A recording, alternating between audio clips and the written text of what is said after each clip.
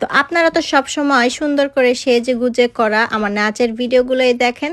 তো আজকে আমি চলে আসলাম একটা ব্লগ নিয়ে সেজে গুজে নাচ করার আগে সেদিন কি করলাম তাই দেখাতে।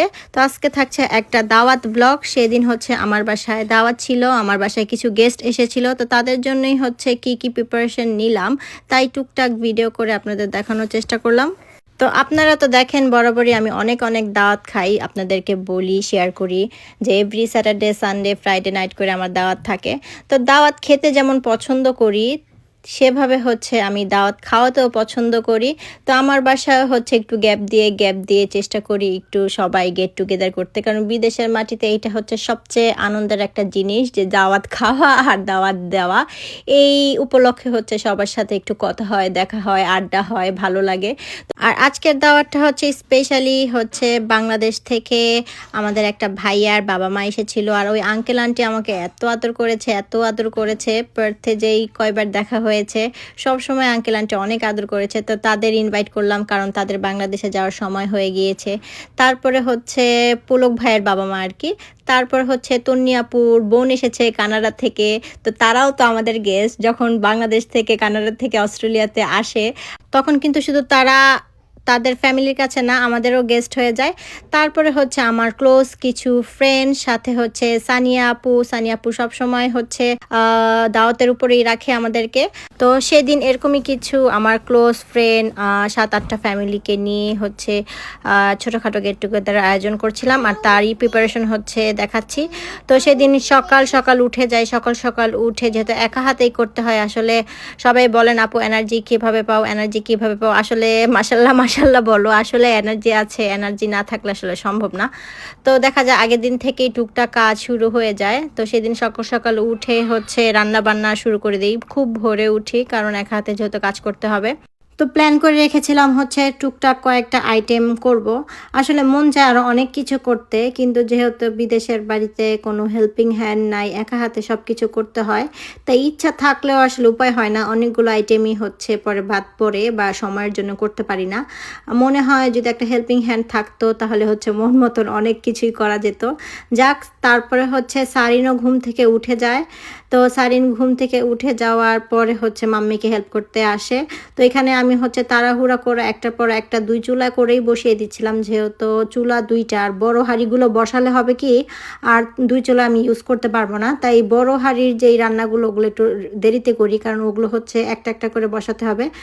আর আমার সব প্রিয় আপুরা পাগল করে ফেলেন হচ্ছে আমাকে, আপু ব্লগ দিচ্ছ না কেন, তোমার বড় ব্লগগুলো অনেক মিস করি। আসলে আলসামি হয়ে যায়।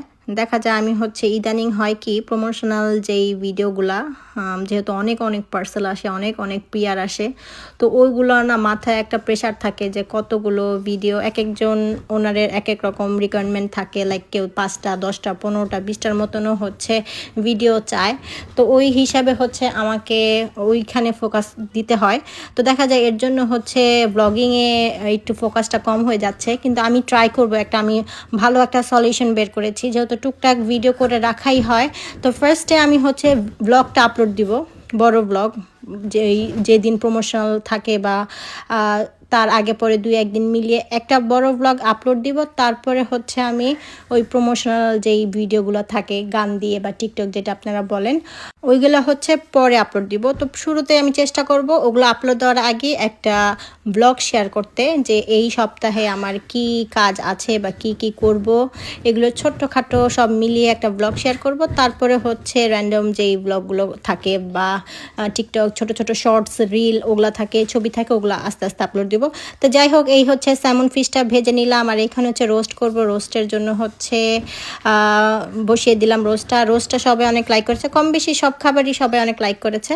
আর এখানে হচ্ছে ভর্তা বানাবো, যেহেতু আর অলরেডি ভর্তার একটা ভিডিও আমি শেয়ার করেছিলাম। তো ওই ভিডিওতে হচ্ছে আমি এই প্রোডাক্টটা দেখিয়েছিলাম, সিএ ওয়েট লস টি। তো অনেকেই জিজ্ঞেস করেছেন আপু এটা আমি ক্লিয়ারলি দেখতে পারিনি। তো এটা হচ্ছে একটা ওয়েট লস টি, এটা আসলে অনেক ভালো। এটা হচ্ছে চৌধুরানী আয়ুর্বেদা থেকে আমি নিয়েছি, আর এটা আমার ফ্রেন্ড অনেকেই নিয়েছে, যেহেতু আয়ুর্বেদিক কোনো পার্শ্ব প্রতিক্রিয়া নেই। তো ওরা খেয়েও ভালো ফলাফল পেয়েছে দেখে আবার অর্ডার করেছে।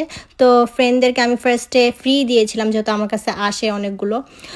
তো আমি ওদের ফ্রি দিয়েছিলাম যে তোমরা খেয়ে ট্রাই করতে পারো। ওরা তারপরে হচ্ছে নেক্সট টাইম ওরা ওইটা খেয়ে আবার হচ্ছে অর্ডার দিয়েছে। আর এটা আসলেই কার্যকর যদি আপনি রেগুলার খান, সাথে একটু হালকা পাতলা ডায়েট করেন, একটু এক্সারসাইজ করেন, তাহলে এনাফ ফর ওয়েট লস এই টিটার সাথে। তো যাই হোক, আমি হচ্ছে রান্না এসে পড়লাম অলমোস্ট সব শেষের দিকে, টুকটাক করে একটু দেখিয়েছি। এখন হচ্ছে খিচুড়ি রান্না করতেছি, খিচুড়িও রান্না করব, পোলাও রান্না করব। তো ফার্স্টে হচ্ছে খিচুড়িটা বসিয়ে দিলাম, খিচুড়িটা হয়ে গেলে হচ্ছে পোলাওয়ের রান্না করব। তো রান্না কিন্তু প্রায় শেষের দিকে, পোলাওটা দমে বসিয়ে চলে যাব হচ্ছে ঘর বাড়ি গোছাতে। তো আমার গেস্টরা আসবে হচ্ছে লাঞ্চ টাইমে, তাদের হচ্ছে 2টা বাজে আমি বলেছিলাম সবাইকে আসতে। তো আমার টার্গেট ছিল হচ্ছে সকাল 12টার মধ্যে আমি সব কিছু শেষ করব, কিন্তু গেস হোয়াট, এখন অলরেডি 12টা বাজে যখন আমি খিচুড়িটা বসিয়েছি। 12টা বাজে। তো ভেবেছিলাম হচ্ছে খিচুড়ি আর পোলাও দুইটা দুই চুলায় দিলে একবারে হয়ে যাবে, কিন্তু আমার পাতিলগুলো বেশ বড় ছিল। একটা চুলায় হচ্ছে খিচুড়ি দেওয়ার পরে দেখলাম আর অন্য চুলায় পোলাও বসানোর মতন আর আটবে না ওই চুলাটাতে। তাই কি করা, খিচুড়িটা একদম পুরোপুরি যখন হয়ে গেল তারপর হচ্ছে পোলাও বসাতে হলো। তো 12টায় শেষ করা হয়নি, আমার প্রায় বেজে গিয়েছিল 1টা, কারণ খিচুড়ি পোলাও হতে হতে 30 মিনিট হচ্ছে সময় লাগে। আর হচ্ছে জাল বাড়িয়ে দিয়ে রান্না করেছিলাম। তো পোলাওটা রান্না হলেই মোটামুটি শেষ। তো পোলাওটা দমে দিয়ে হচ্ছে আমি চলে যাব ঘরটর গুছাতে, যেহেতু বললাম অলমোস্ট 1টা বাজে, হাতে আছে মাত্র 1 ঘন্টা। আর এই তো আমি পোলাও রান্না করছি। আর কারা মেপে মেপে পোলাওয়ে পানি দেন বলেন তো? আমার কিন্তু এখন আর মেপে দেওয়া লাগে না, আমি কিন্তু একদম চোখের আন্দাজে ঢুস ঢাস পানি ঢেলে দিই। তো ওইটা দেখে হচ্ছে হাজব্যান্ড আসছিল যে পানি কি বেশি দিলে না কম দিলা। আসলে না, কনফিডেন্স আছে যে পোলাওটা রান্না করেছে অনেক ঝরঝরা হয়েছে। তারপরে জামাই আসলো আর খাচ্ছে, টুকটাক রান্না করে। ও সবসময় এমন করে, আমি রান্না বান্না করে আর ও হচ্ছে টেস্ট করে। তো বললাম যে একটু আসো, খুচ্চুনিটা নাড়ো, একটু কষ্ট করো। তো একটু ঘামটা মুছে দিচ্ছিলাম। তো এই তো পানি দিয়ে পোলাওটা দমে বসিয়ে আমি চলে যাব হচ্ছে কি বলে ঘর গোছাতে। তো দেখেন আপনাদের ভাইয়া কিন্তু অনেক কাজ করেছে, মানে কাজ করে একদম ঘেমে টেমে উদ্ধার করেছে। তো না, আপনাদের ভাইয়া আসলে রান্না বান্নাতে কখনোই আমাকে কোনো হেল্প করে না, কারণ সে রান্না বান্নার রও বুঝে না। রান্না বান্না কাটা কুটি সব হচ্ছে A to Z আমারই করতে হয়। কিন্তু হ্যাঁ, আপনাদের ভাইয়া অবশ্যই আমাকে হেল্প করে, সেটা হচ্ছে গেস্ট যাওয়ার পরে যে কাজটা থাকে ওইটাতে আমাকে হেল্প করে, কিন্তু গেস্ট আসার আগে সব কাজ সবসময় আমি করি। আর হচ্ছে গেস্ট চলে যাওয়ার পরে সব কিছু হচ্ছে ডিশ ওয়াশারে ঢুকানো, মানে ডিশ ওয়াশারে ঢুকাইতে হবে সব কিছু, হাতে কিন্তু মাজবে না। আপনারা আবার ভাইবেন না যে আপনাদের ভাইকে হচ্ছে খুব নির্যাতন করে হচ্ছে থালা বাসন ধুতে দিছি না। সেই থালা বাসনগুলো হচ্ছে সে ডিশ ওয়াশারে সুন্দর করে দিয়ে দিবে। তো গেস্ট যাওয়ার পরে টুকটাক কাজ সে করে। আর এখানে হচ্ছে আমি চলে আসলাম পোলাওটা দমে দিয়ে বিছানা চাদর বিছাতে। তো এই বিছানার চাদরটা আমি রাতেই বিছিয়েছিলাম। আর হয়েছে কি, এই চাদরগুলো হচ্ছে আমি বাংলাদেশ থেকে যখন বাংলাদেশে গিয়েছিলাম, আমি কিন্তু 2 বছর থেকে 3 বছর হবে, অলমোস্ট 3 বছর আগে কিন্তু একবার বাংলাদেশে গিয়েছিলাম। তো তখন হচ্ছে বিছনা চাদরগুলো অনেকগুলো নিয়ে আসি, কিন্তু গেস হোয়াট, আমাদের এখানে বিছনাগুলো হচ্ছে যেহেতু বড়, বেডগুলো অনেক বড়, কিং সাইজ। তো আমার ম্যাক্সিমাম বিছনা চাদর হচ্ছে ছোট হয়ে যায়, যেমন এইটা ওইটা ছোট পড়েছে। তো এটা নতুন বিছনা চাদরই, তো ভাবলাম যে আবার যেহেতু যাওয়ার সময় হয়ে গিয়েছে বাংলাদেশে, তো এই বিছনা চাদরগুলো এখন বিছিয়ে ফেলি। অনেকগুলোই নিয়ে এসেছিলাম, 8-10টার মতো নিয়ে এসেছিলাম বিছনা চাদর। তো এরপরে হচ্ছে আমি সুন্দর করে বিছনা চাদরটা বিছিয়ে ফেললাম। তারপরে হচ্ছে আপনাদের সারিন কি করেছে দেখেন, কলম দিয়ে যেখানে সেখানে দাগায় সারিনের জন্য আসলে চাইলেও সব কিছু সুন্দর করে রাখতে পারি না ঘর বাড়ি।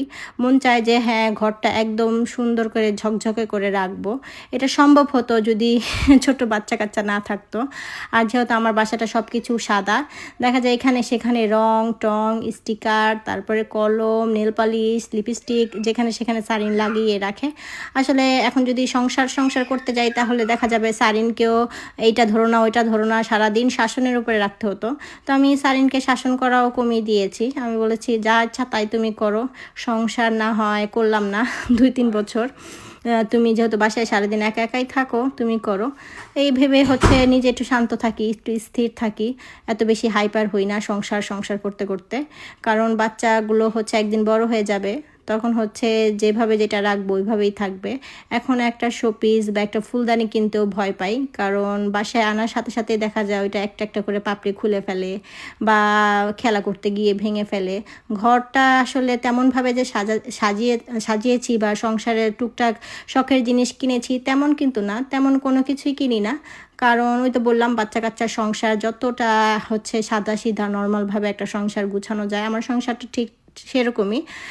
একটা সময় খুবই ঝোঁক উঠেছিল যে এটা কিনবো সেটা কিনবো, এভাবে সাজাবো ওইভাবে সাজাবো, কিন্তু যখন দেখলাম সারিন একটু তুরতুর করা শিখেছে, মানে একটু বড় হয়েছে, তখন হচ্ছে ও সব কিছুই ধরে ফেলে নষ্ট করে, তখন থেকে হচ্ছে মনকে বুঝালাম যে না, এখনও সংসার করার সময় হয়নি, সারিন আগে একটু বড় হোক, তারপরে হচ্ছে আস্তে আস্তে নিজের মন মতন করা যাবে। তো এই তো একটু রেস্ট নিচ্ছিলাম। বাইরের ওয়েদারটা সেদিন খুবই ভালো ছিল। পার্থের ওয়েদার কিন্তু ইদানিং খুবই বৃষ্টি আর বৃষ্টি। আর এখানে এসে পড়লো হচ্ছে আমাদের শান্তনু আপু উইকেন্ড ফুচকা থেকে। তো আমি ফুচকাটা হচ্ছে শান্তনু আপুর কাছ থেকে অর্ডার দিয়েছিলাম। আসলে এত কিছু আইটেম করার পরে মনে হয় কি ফুচকাটা হচ্ছে বাইরে থেকেই আনি। আর শান্তনু আপুর ফুচকা চটপুরি পার্থে অনেক ফেমাস, সব সময় দেখা যায় বিভিন্ন ধরনের মেলা স্টলে কিন্তু উইকেন্ড ফুচকা শান্তনু আপুকে দেখতে পান আপনারা। আর এর আগেও হচ্ছে আমি আমার বাসার দাওয়াতে হচ্ছে উইকেন্ড ফুচকা থেকে ফুচকা এনেছিলাম, তো সে এবার হচ্ছে আমার গেস্ট সবাই অনেক লাইক করেছিল, তাই মনে করলাম যে আবার যেহেতু গেস্ট আসবে, সবাই যেহেতু লাইক করেছে, এবারও হচ্ছে আপুর কাছ থেকেই আনি। তো আপু ফুচকা চটপটি সব একদম দিয়ে গেল, যেহেতু আমাদের বাসার কাছেই থাকে আপু, তো দৌড় দিয়ে গেল। তো আর বসলো না, যেহেতু আপুর হচ্ছে একটা জব ছিল, কাজ ছিল। এই যে দেখুন ফুচকা চটপটি হিউজ পরিমাণে দিয়ে গেছে। তারপরে বলেন গেস হোয়াট, এত কাজ টাজ করে আমি ধূপ ধাপ চলে আসলাম একটু রেডি হতে। তো আমি শাওয়ার আগের দিন রাতে করে রেখেছিলাম, যেহেতু টাইম ছিল না, আমার চুলটা ওয়াশ করতে পারলে তখন আরও ভালো হতো, কিন্তু হাতে অনলি 10 মিনিটস ছিল, যেহেতু আমি 2টা বাজে বলেছিলাম সবাইকে। তো গেস হোয়াট, আমি কিন্তু একদম অনলি 10 মিনিটসের মধ্যেই রেডি হয়েছি। আর রেডি হতে হতে আমার একটা ফ্রেন্ড এসে পড়ে, মানে মানুষ আসা শুরু হয়ে গিয়েছে। তো তাদেরকে 5 মিনিট বসালে কি হবে বলেন তো, কিছুই হবে না। আমি তো রেডি হয়ে নিয়ে এত কিছু যখন করতে পেরেছি, আর 5 মিনিটের জন্য কি হবে। তো আমার বান্ধবী হচ্ছে বিছানায় বসে বসে আমার সাথে গল্প করতেছিল 5 মিনিট, আর আমিও ওর সাথে গল্প করতে করতে নিজেও রেডি হয়ে যাচ্ছিলাম। আর এই শাড়িটা আপনারা পেয়ে যাবেন হচ্ছে সুবর্ণাস ড্রিম এই পেজে। এই শাড়িটা এত সুন্দর, সিম্পল কিছু শাড়ি আছে যেটা হচ্ছে অনেক আই স্মুদিং একটা কালার হয়, যেমন এই পিঙ্ক কালারটা আসলে মেয়েদেরকে পিঙ্ক কালার পরলেই মানায়। তো এই পিঙ্ক কালারটা সেমনই একটা জিমিচু শাড়ি, ওইটা হচ্ছে ছোট ছোট স্টোনও বসানো হচ্ছে পুরো শাড়িটা জুড়ে। তো সিম্পলের মধ্যে গর্জিয়াস এই শাড়িটা পরে ফেললাম সুবর্ণাস ড্রিম থেকে। আর অন টাইমে আমার সব গেস্ট আসা শুরু হয়ে যায়। আর এই ছিল হচ্ছে আজকে আমার দাওয়াতের প্রিপারেশন ব্লগ। এরপরের ব্লগে দেখাবো কি কি রান্না করেছি, কি কি আইটেম করেছি দাওয়াতে, আর সবাইকে নিয়ে কেমন আনন্দ করলাম। তো সেটা দেখার জন্য চোখ রাখুন ঝর্ণা উদ্দিন ব্লগসে।